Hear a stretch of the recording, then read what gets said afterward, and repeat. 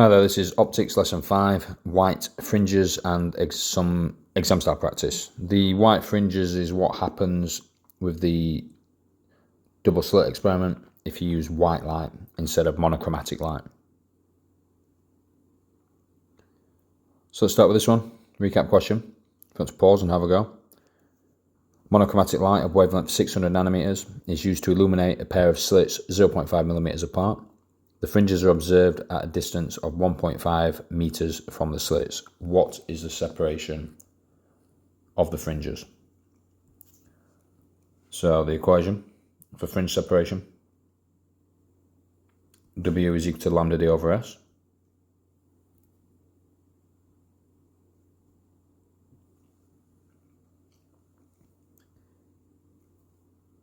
Let's put some numbers in. So the wavelength is 600 nanometers, so 600 times 10 to the minus 9, multiplied by the distance of the screen, so that's the 1.5 meters, divided by the separation of the slits, which is 0.5 millimeters, so 0.5 times 10 to the minus 3. And that gives us a fringe spacing of 1.8 times 10 to the minus 3 meters, which is 1.8 millimeters. Okay, let's move on. So bits of information demonstrating interference of a laser. So a laser, light amplification by stimulated emission of radiation. You obviously don't need that for your exam, just a bit of knowledge. We can use that as a source of a coherent monochromatic light. Coherency, we went through last lesson. That's where light has the same frequency and a constant phase relationship.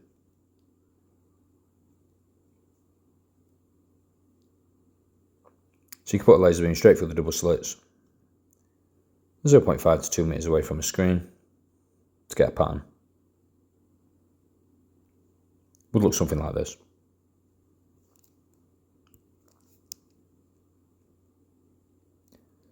Using a laser safely, this is very obvious. Laser light is very concentrated and it can destroy the retina cells in the human eye. So never look along a laser beam, even after it has been reflected. So what happens with white light? So every colour produces a bright central fringe, not bite, there should be an R in that. I can spell, just evidently not on PowerPoint. But as you can see here, we've got monochromatic light, so we've got red, we've got blue and green. But if you put white light, this is what happens. So you get a bright white central fringe.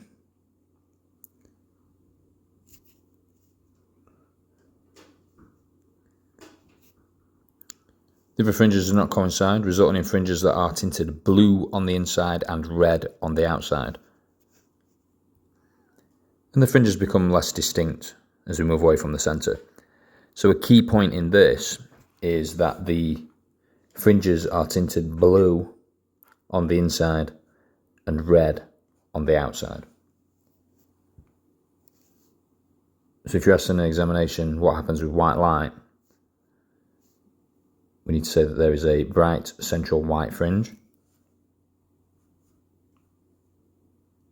and then the subsequent fringes are tinted blue on the inside, red on the outside.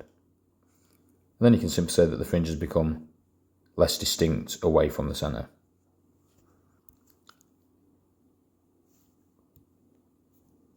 Diffraction from a single slit. So a single slit also produces a fringe pattern. Looks different though. Very bright central fringe that's also double the length of the subsequent maxima that follow the subsequent fringes. So central fringe is much brighter and twice the width of the others.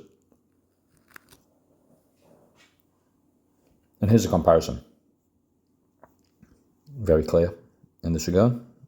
So single slit, very bright central fringe,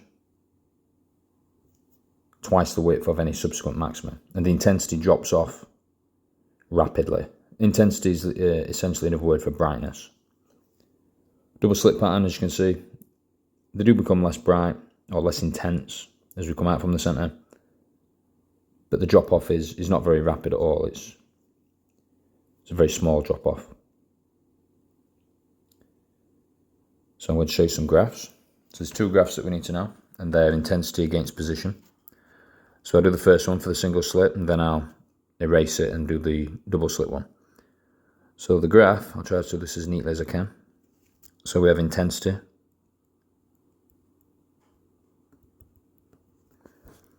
against position.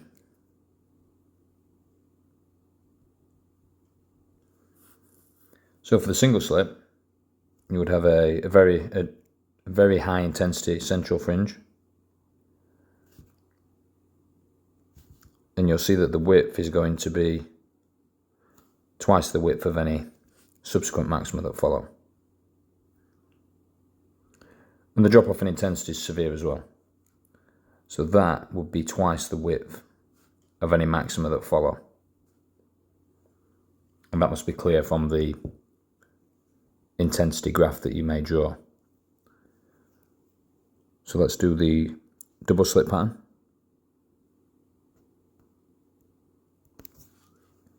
So again, intensity, I'll just call it I this time, against position, P. So for the double slit, the fringes are all the same width. So this central one should be the same width as any that follow. And you'll notice that the intensity drop off is not very severe at all, it's very minimal.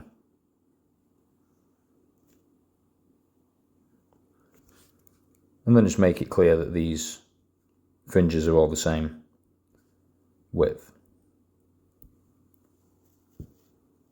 Hopefully that's okay. Let's move on.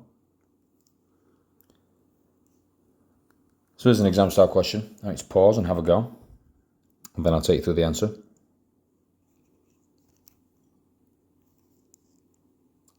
So let's have a look. So an arrow beam of light, a monochromatic light, is directed at a double slit arrangement. Light passing through the slit spreads out. What is the technical name for this effect? So we did this in previous lesson. Simply diffraction. Explain using appropriate terminology how the fringes are formed on the screen. So an important point, light is diffracted through a single slit, which then illuminates a double slit. The light is therefore coherent. That's why we use the single slit in the first place. Single slit into the double slit to make sure that the light is coherent on the double slit. So light is therefore coherent, which is in phase the same wavelength and undergoes superposition. Dark fringes are a product of the complete destructive interference, and the bright fringes are a result of complete constructive interference.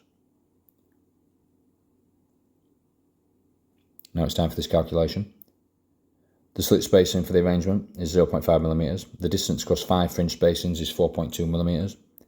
The double slit is 0.8 meters away from the screen. Calculate the wavelength of the line. The first thing we need to do is to get the fringe spacing, because we've got 5 fringe spacings in 4.2 millimeters. So let's do the 4.2 millimeters divided by 5, which gives us a width of the fringe spacing of 8.4 times 10 to the minus 4 meters. Then let's find the wavelength. So wavelength is WS over D. Then just put some numbers in. So fringe spacing, 8.4 times 10 to the minus 4, multiplied by the separation of the slits, so 0.5 millimeters, 0.5 times 10 to the minus 3, divided by the distance to the screen, which is 0.8 meters. So that gives a wavelength of 5.25 times 10 to the minus 7 meters, which is evidently 525 nanometers. And remember, visible light is between 400 and 700 nanometers. 700 nanometers being the longest, that'll be red light. And the 400 nanometers being the shorter wavelengths, they're the blue side of the spectrum. Let's finish this off. Describe the appearance of the fringes if white light is used. Now you'll notice that this equation is a describe, and the first question was an explanation question. So explain how this happens. Describe will just be the general appearance, which we covered earlier. So the key points: central bright white fringe. Subsequent fringes are a continuous spectra. The other fringes do not coincide, resulting in fringes that are tinted blue on the inside and red on the outside. And the fringes become less distinct away from the centre. So they're the points that we talked about earlier when we discussed this. And that's it for this lesson. So I hope you found that helpful. I hope you did well in the exam question. If you need to repeat any of it, do the questions again, just rewind, attempt the question on a fresh sheet of paper, and then go through the solutions again. Thanks for watching, and I'll speak to you soon.